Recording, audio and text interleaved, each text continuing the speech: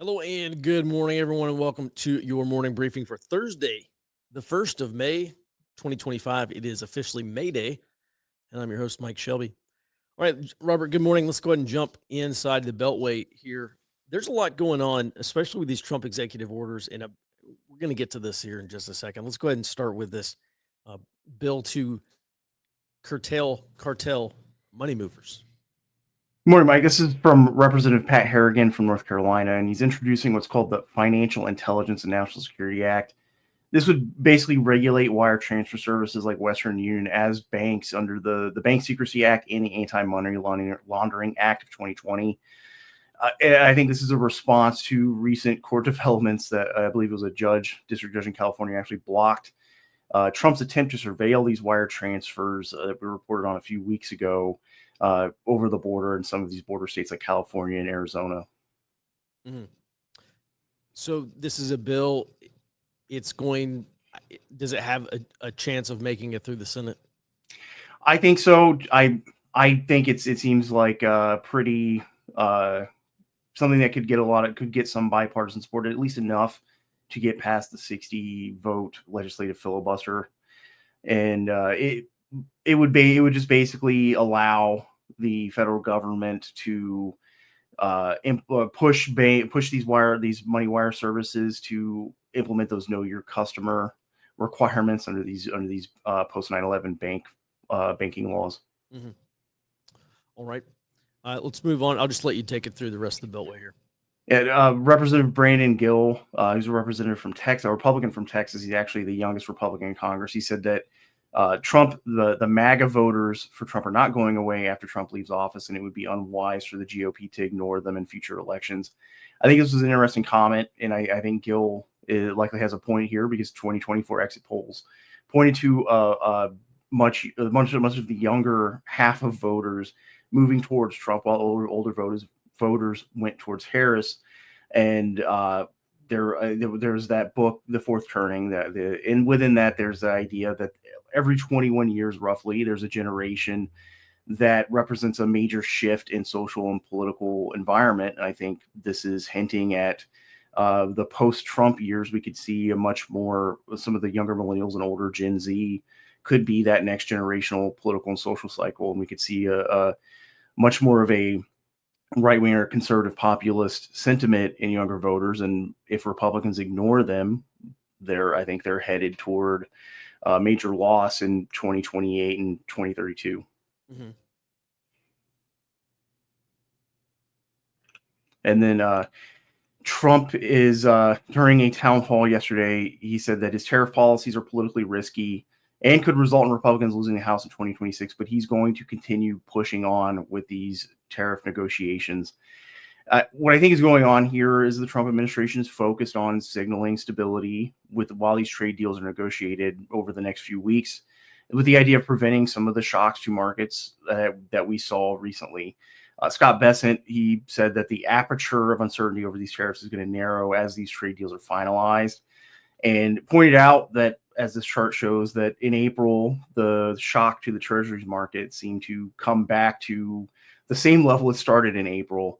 And I think we're also seeing some of these key industries that are being hit by tariffs moving to reshore manufacturing. I've been seeing over the last few months that some of these key industries like pharmaceuticals, semiconductors, auto manufacturing, and even recently in Michigan, there was a big potash operation that has gotten some funding that they're looking at shoring up some of these key supply chains. Mm-hmm. All right, and then let's go ahead and move on here to the rest of the domestic income and roll-ups, starting with, all right, so was it earlier this month, President Trump declared some special military zone down on the border, and apparently the first illegals are being charged for entering this. Now, this is considered military territory, correct? This is like military land. Yeah, this is what they're calling national defense zones, and they are on the border in the Roosevelt Reservation, specifically on the western half of the border, with Arizona and California.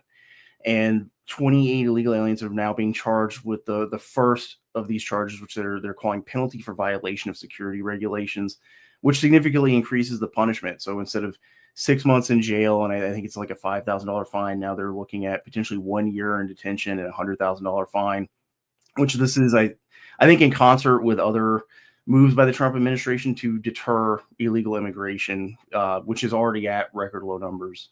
Mhm. Border. And then this is 1 year of detention domestically in the United States. Yes, up to 1 year. So they could, during that detention, decide to start deportation orders. Okay. And then they get deported back to their home country. Okay.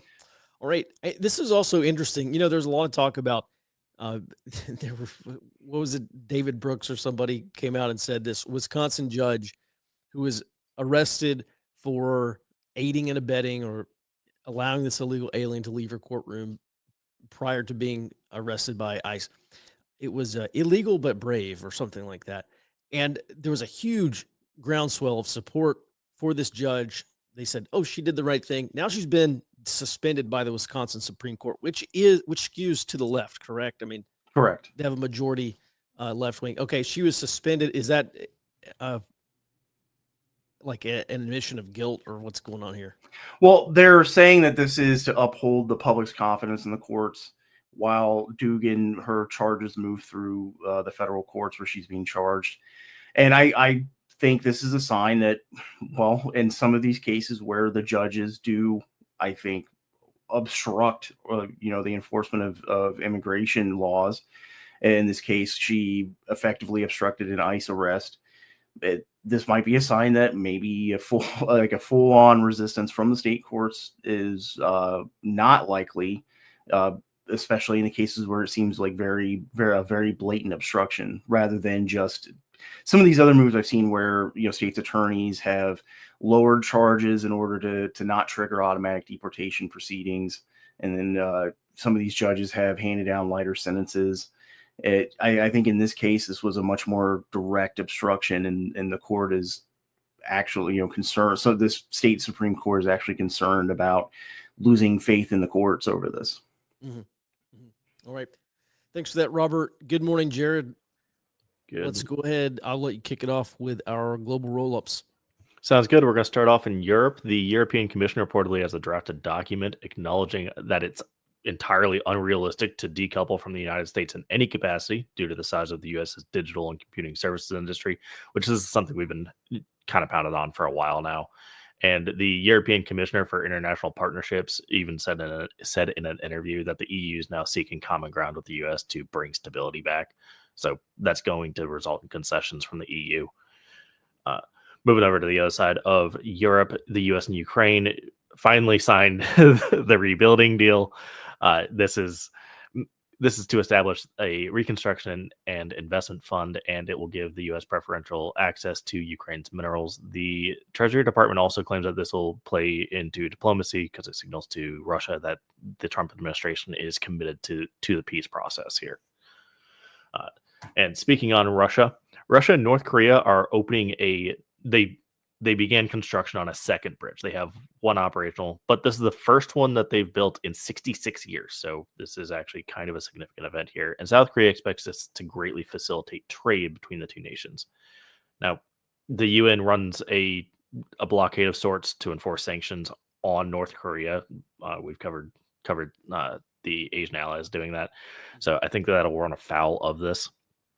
And where is this bridge, Jared? I will double check. They've got a very slim land border, so it's probably like right next to the other bridge. Okay.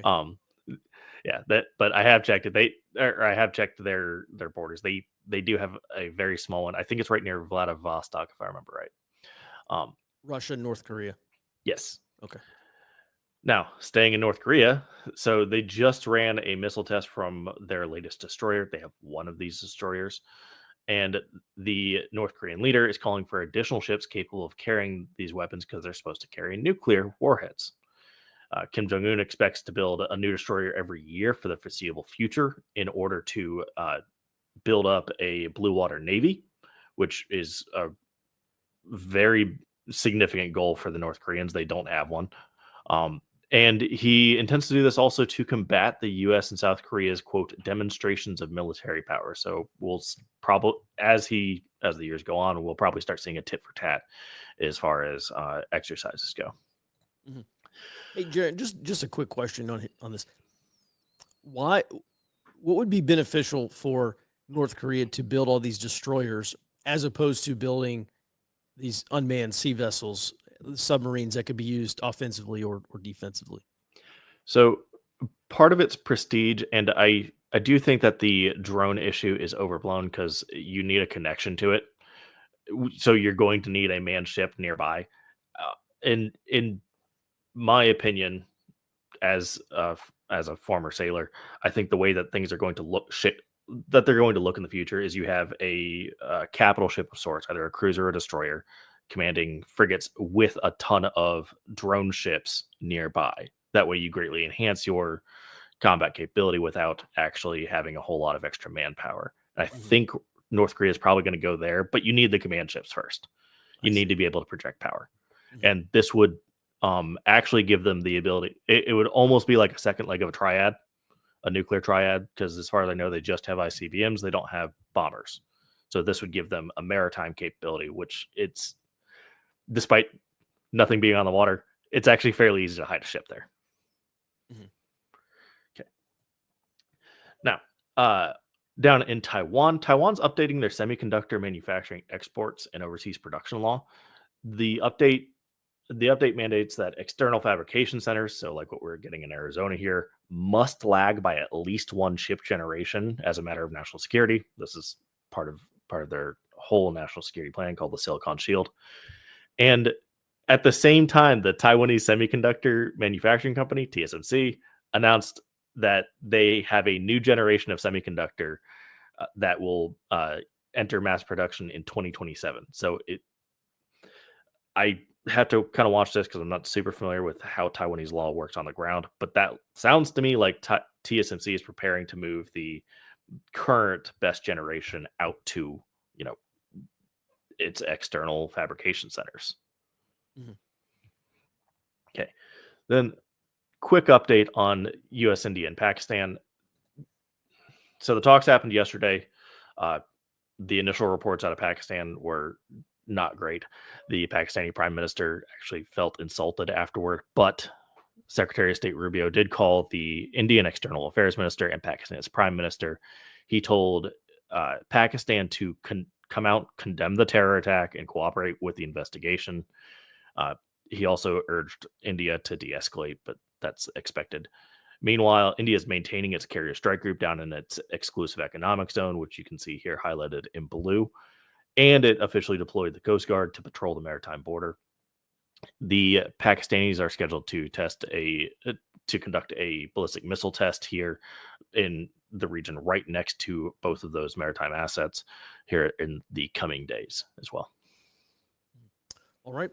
Thanks for that, Jared. Let's go ahead and move on to some of our warning items. So it is May Day, aka International Workers' Day, historically a day of left-wing protests, demonstrations, at times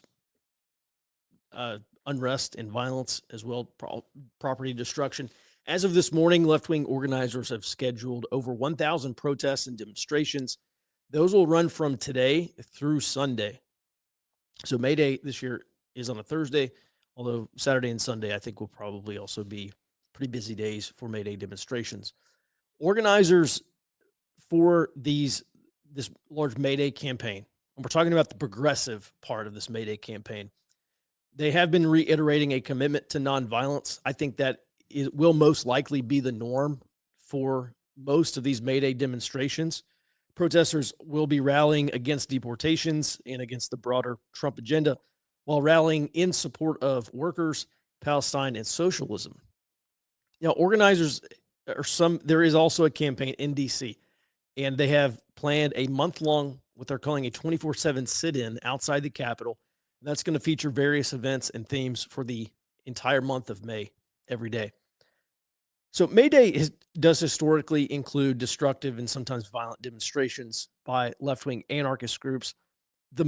What you're seeing on the map here, these 1,000 events, these are mostly being scheduled by progressive groups who, again, I expect to be predominantly nonviolent. However, there is the revolutionary anarchist and far left element here. May Day events over the past few years have been very quiet. I mean, I remember going back to 2017 in Austin, even there were essentially riots that evening. After the May Day festivities were over, it's like, the sun goes down and the zoo creatures come out. So previous years have been pretty quiet, but left-wing anarchist blogs have been promoting direct action demonstrations for this year. Anarchists in Olympia, Washington, for instance, these are the revolutionary anarchists.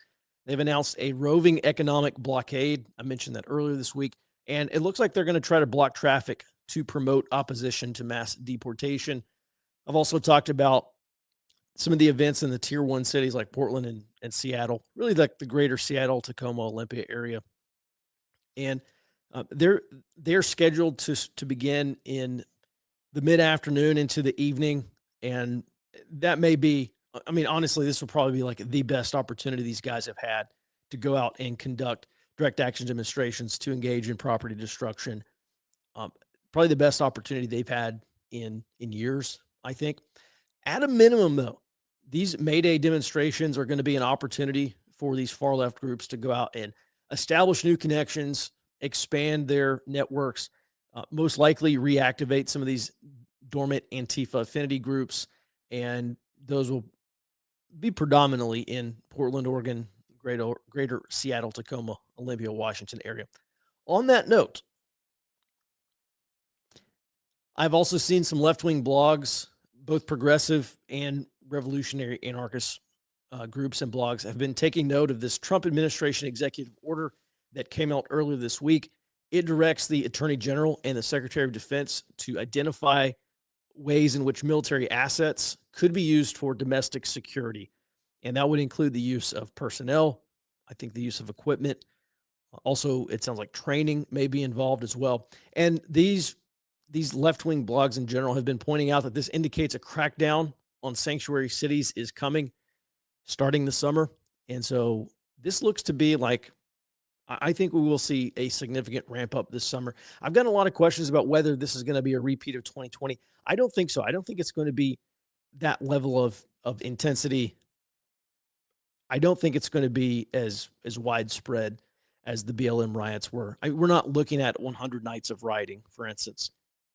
However, this will be the most intense summer we've had since 2020, and I think we're just getting started here. As a matter of fact, I was reading this morning. There's a left-wing blog that's kind of came out of nowhere, and now it's being talked about. And this guy's basically saying they need to foment a color revolution. That's the only way they're going to be able to fight the Trump administration, which is interesting to read because I've been talking about that since last year. I think that remains the goal. Not this year, probably not in 2026, but definitely by 2028. I think we probably will see something like that develop. And with that, let's go ahead and move on. Hey, Robert, just real quick. So you're about to talk about the suspension of habeas corpus. Do you recall the specifics of this Trump executive order that directs, I think it gives 90 days to the Attorney General and the Secretary of Defense to identify this, what do they call it? Excess capacity or something like that? Yeah, they're saying excess military and national security assets in local jurisdictions. And the idea is to assist state and local level law enforcement. There's some other stuff in this order, things like providing basically legal aid to state and local law enforcement that are sued or charged criminally over things that actions they take during their normal course of duties.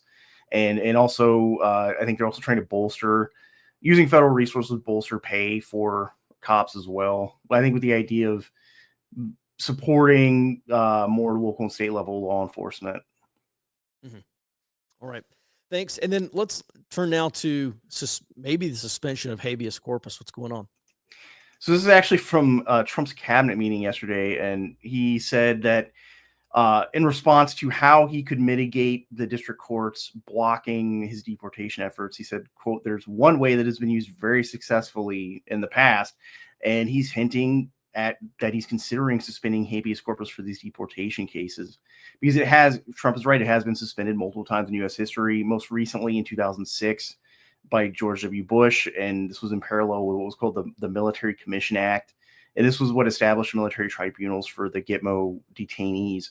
However, I think Trump is unlikely to get the cooperation of Congress to pass a bill that would authorize this type of partial suspension for illegal aliens. And Trump moving unilaterally to suspend habeas corpus, which is also not unprecedented. Abraham Lincoln did it during the American Civil War.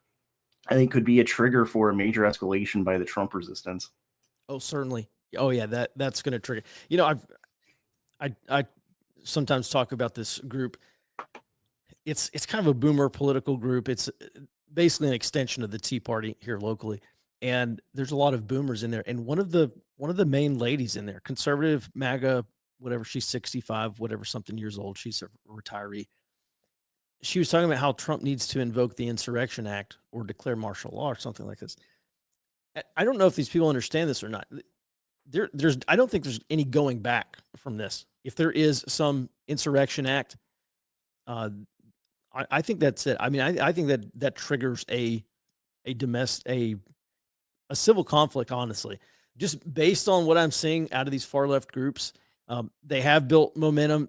They have been sustaining these protests. I think that would be a bridge too far. I think that would be probably a mistake by the Trump administration. I guess, well, you know, let's go back to what's rational and irrational. Depends what the Trump administration's goals are. But listen, there's no coming back. I don't think it's like, hey, we're going to implement the Insurrection Act for 30 days. If Trump implements the Insurrection Act, it's going to be for the remainder of his term and maybe beyond. I mean, it's going to be we are going to have a large scale popular revolution attempt that will dwarf 2020, I think. Robert, any other thoughts on that? No, I agree. There is no, it's probably even worse for both the Trump administration and the country for Trump to do something like temporarily invoke the Insurrection Act, or in this case, temporarily suspend habeas corpus and then walk that back under political pressure. Because if one, Trump and the Trump officials I've already seen calls for prosecuting Trump officials after Trump leaves office in 2029.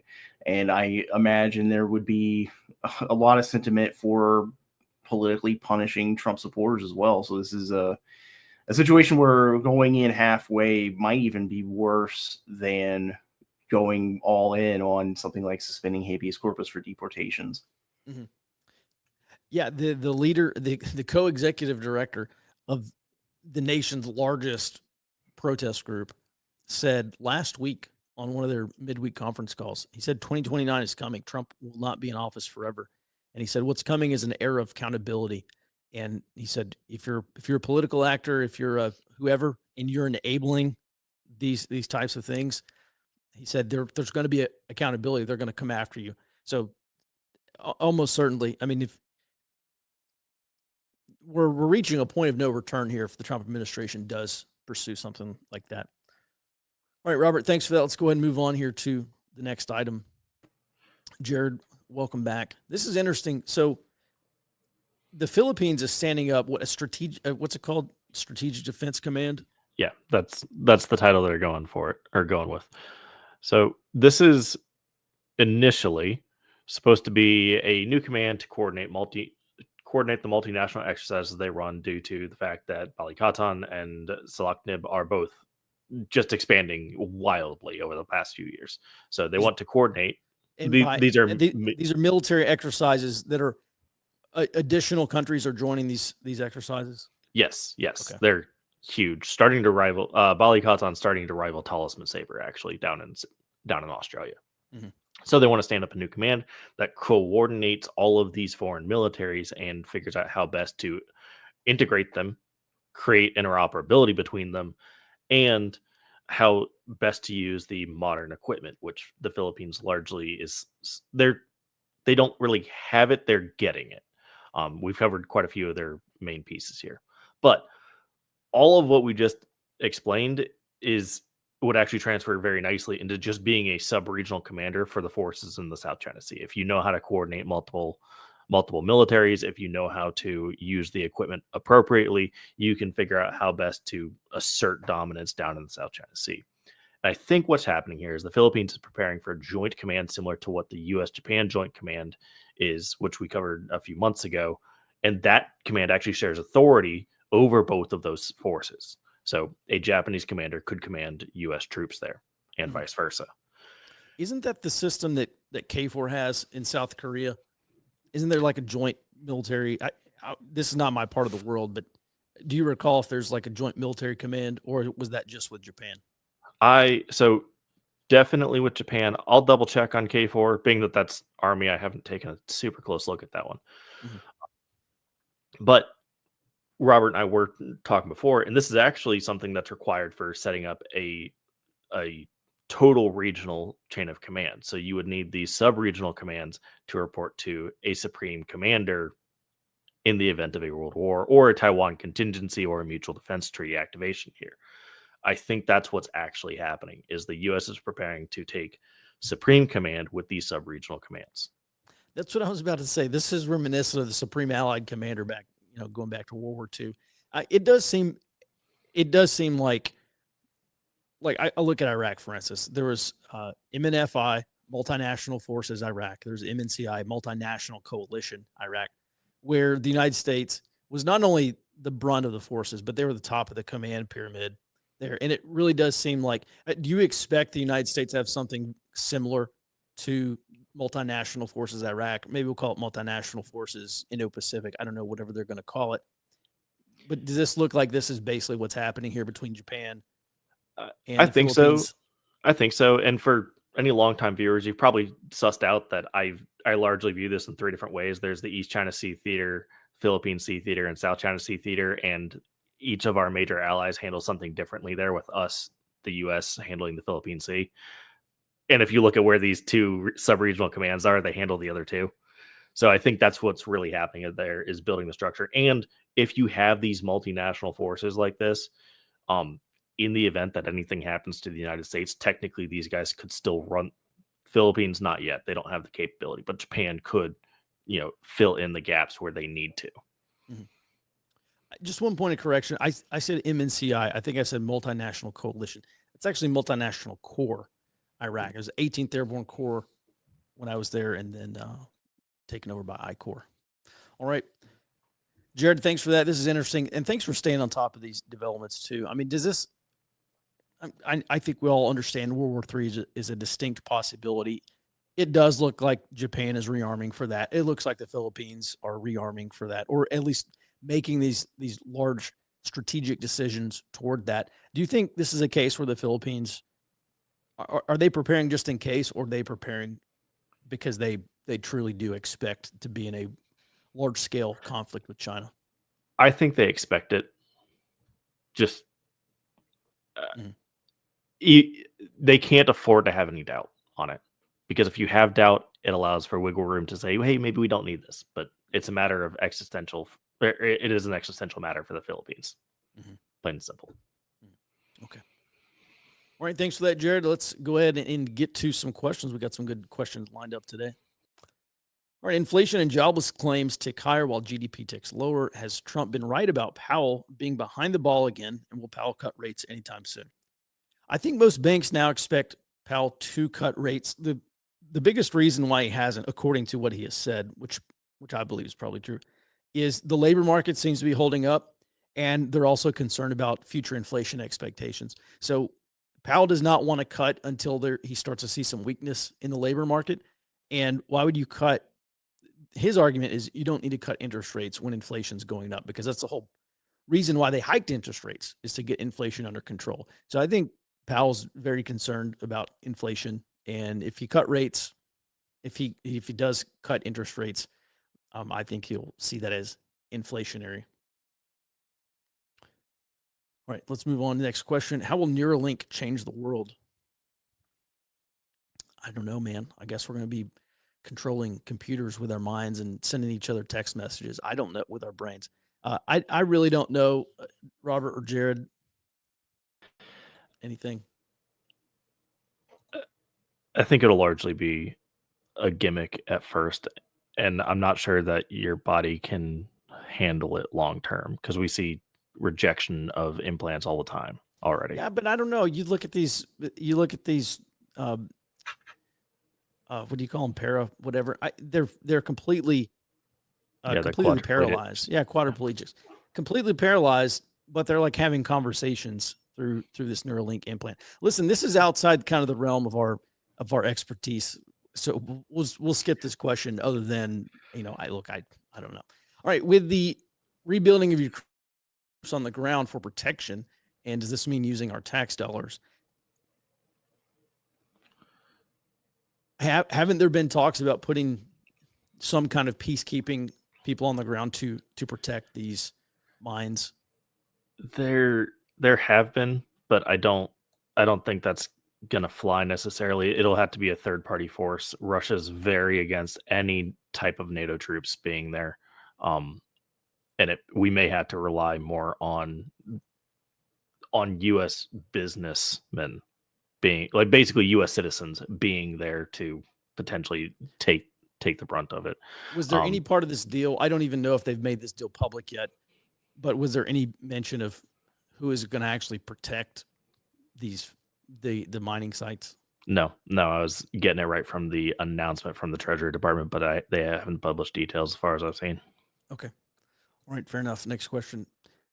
The Mag 7 have been vulnerable to Trump's tariff action, but Microsoft and Meta beat their first quarter earnings estimates. Does this portend greater resilience for the market in general than anticipated?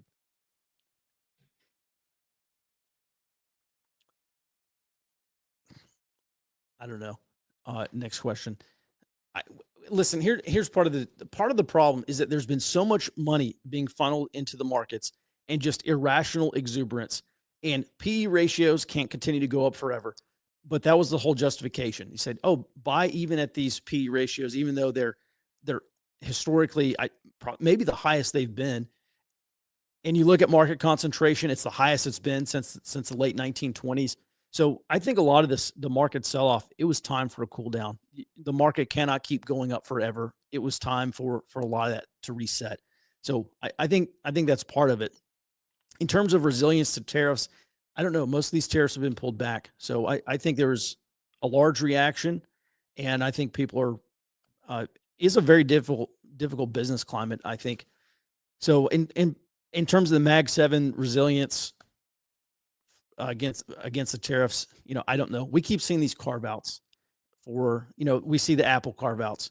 So I think the Trump administration is probably a little bit sensitive to the U.S. tech industry and the tariff impacts there.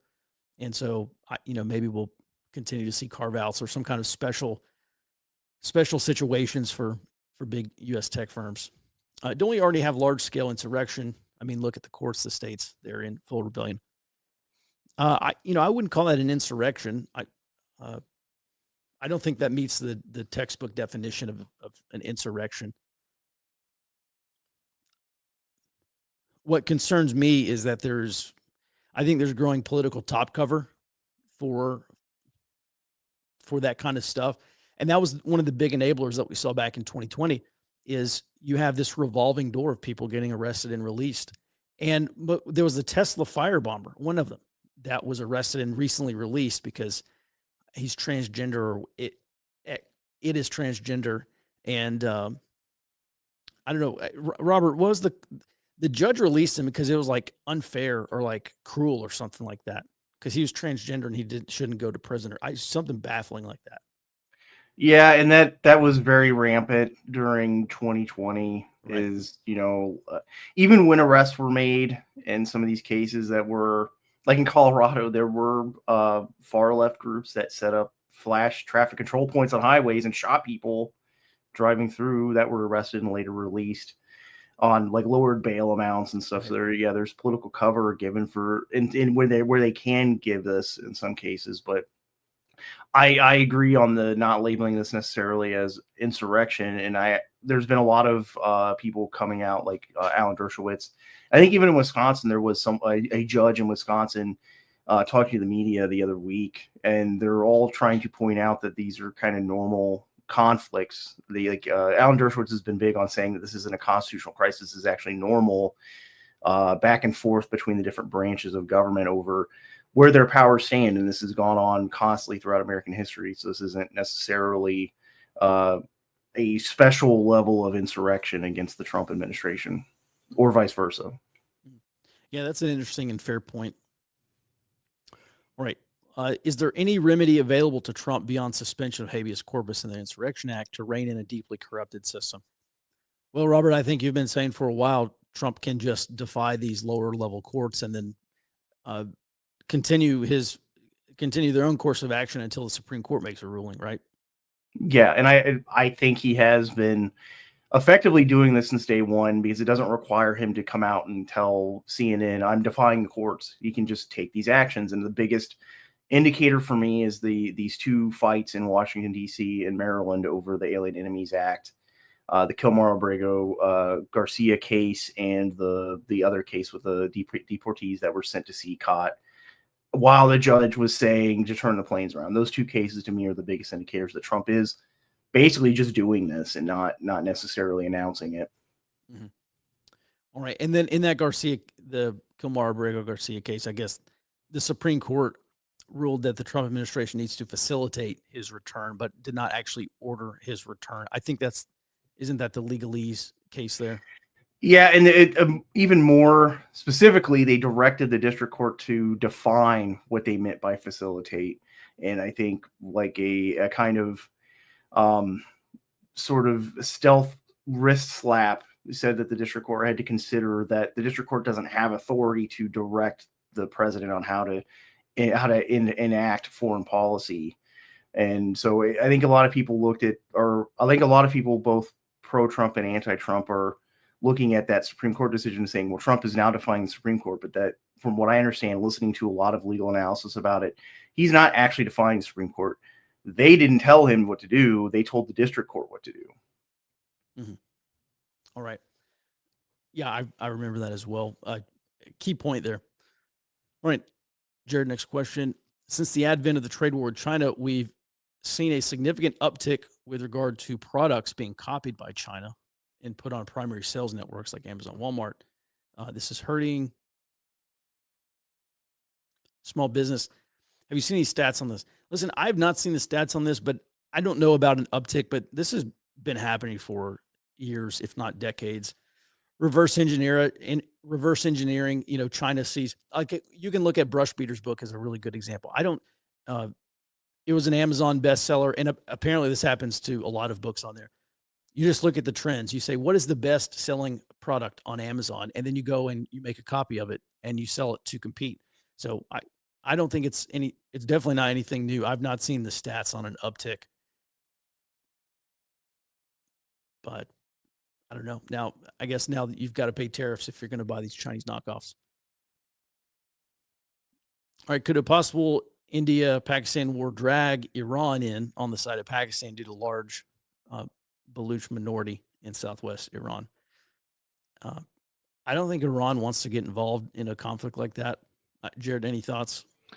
I think that requires a few major steps before we get there. Yeah, Iran does not have a large force projection capability. So this is not like we're going to see Iran fight against the Indians. You look at how Iran's military is built, and their force projection is terrorism and proxy conflicts. So, I mean, you look at Iraq as a really great example. All the funding that flowed to Asab al-Haq and Kataib Hezbollah and all these other Iranian proxy groups in Iran. That's how Iran fights wars, through Hezbollah. We're not going to see Iranian tanks rolling through Pakistan to go fight the Indians.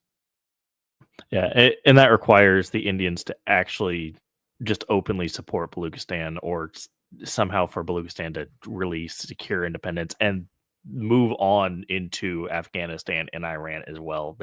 This is a long-term issue that requires a lot of variables to be resolved first. Actually, kind of the same answer for this question as well, as Pakistan is unstable by Western standards, but not, I mean, they've been technically unstable for a long time, and they have not lost it. I don't think going through another war is going to cause them to lose their current government. All right, Jared, thanks for that. I think that exhausts our questions as well. So everyone, thanks for watching. The show doesn't end here. The show does end here, but the show goes on over on the Early Warning Network app, where we are continually posting new information throughout the day. If you're searching for an alternative to Twitter or X, if you're tired of talking heads and people sharing information but not sharing a lot of knowledge or perspective, you want context, if you want to understand what's happening, really, if you want to move beyond situational awareness to situational understanding, not just understanding what's happening, but why it's happening and what's next, head over to www.earlywarningnetwork.com. Sign up for a free 7-day trial. Join us over on our news and intel platform, and we'd love to have you. With that, everyone, thanks for watching. We'll be back in your inbox tomorrow morning, back on the show starting at 08 Central Time. Until then, be well and stay out front.